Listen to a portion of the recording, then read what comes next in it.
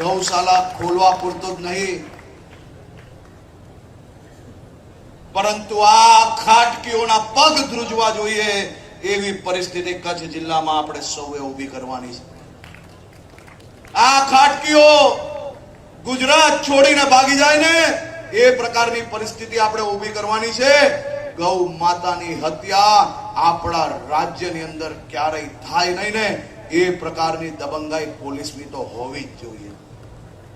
અને હું આ ખુલ્લા સ્ટેજથી કહું છું કે ખાટકીઓની સામે પોલીસની લાલ આંખ એવી હોવી જોઈએ કે આપણા રાજ્યની સીમા ક્રોસ ના કરે.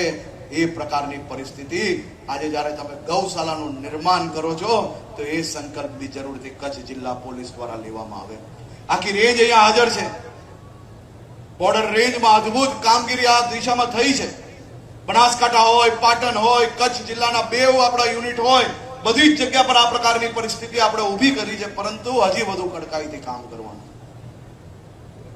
જિલ્લાના ખાટકીઓ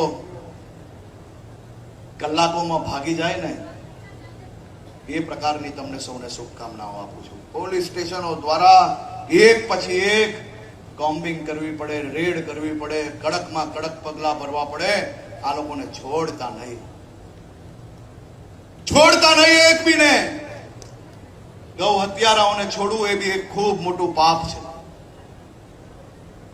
નાનામાં નાનો કિસ્સો ધ્યાનમાં આવે અને ક્યારેય લાઇટલી ના લેવો જોઈએ.